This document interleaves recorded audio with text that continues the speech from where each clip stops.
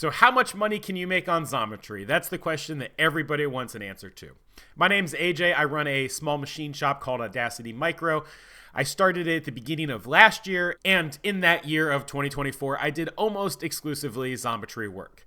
Now, I've recorded a longer year in review video that's going to come out in a minute, but I realize that most of you guys probably just want the hard numbers on what my finances looked like doing Xometry work in 2024, so let's get straight into it. This is a breakdown of my finance. These are my actual numbers for my one-year-old machine shop. In 2024, my business did a total revenue of about $85,000. About $75,000 of that was Xometry, with about $10,000 coming from content creation, this YouTube channel, and some videos for other companies. Then there was some general job shop work coming from sources other than Xometry. My operating expenses were $36,520. That includes everything I spent money on other than paying myself. My biggest expense was materials at about $13,000, followed by capital expenditures at about $12,000. In this case, I'm defining capital expenditures as machine payments, investments in work holding, and investments in metrology. My third biggest category was tooling at about $5,000. This number is mostly end mills, but also includes some things like job-specific gauging. After tooling, we get down to a bunch of smaller categories that are just kind of general overhead. My total take-home pay was about $49,000. That puts my total profit margin at about 57%. Now, there are some things that we need to address that are not included on this chart.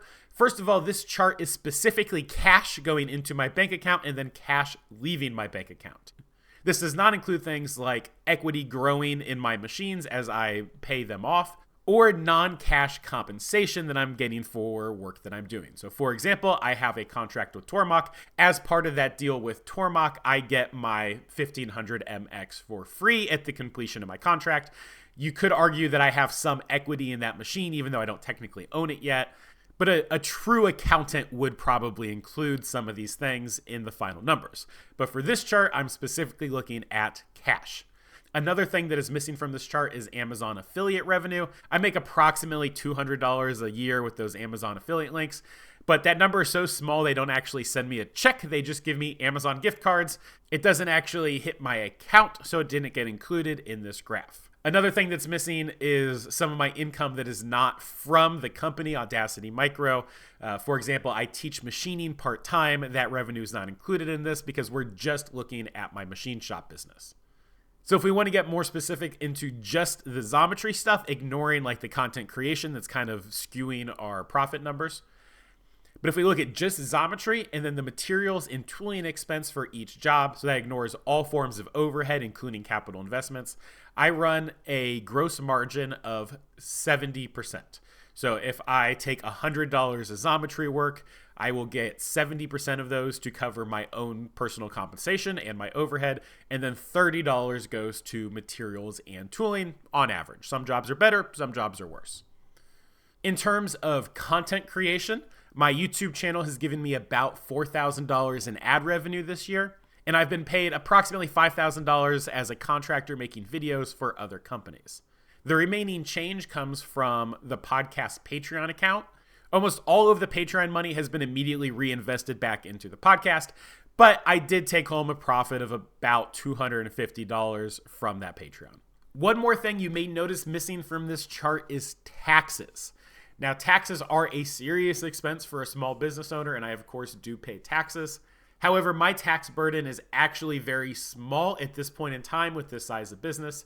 I am married and I have 3 little tax deductions running around. And then also because my shop is on my home property, I'm able to write off a significant portion of my mortgage, my electricity, my power, my trash bill, etc. So this year, at very least, my tax burden is very light. And I was able to leverage that teaching job I have where my tax deductions there are set up to be enough to basically cover my business tax. I pay a couple $100 every quarter for taxes, but it's really not that big of a deal at this point. Now, let's say I double in revenue next year. That is actually going to way more than double my tax burden. And that will be something that you see in the 2025 year in review video. Some of you are probably looking at these numbers and going, holy cow, he's not making anything. And I both agree and kind of disagree. My total income being about $55,000-$60,000 with the teaching job is not really enough to cover my family of 5 right now. We're making it, we're still eating, but it definitely feels tight. We're very frugal in our spending, and I don't know, money's not everything, so we're doing okay.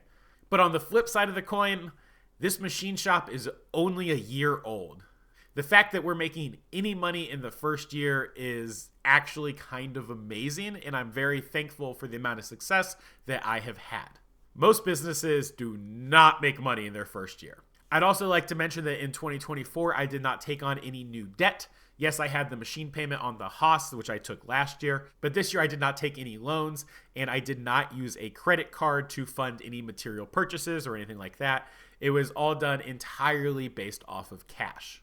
I could have grown faster as a business if I had taken on some more debt. There are some investments that I could have made that would help me grow faster, like investing in a robot or being able to take larger jobs by leveraging credit to buy the materials and stuff for those.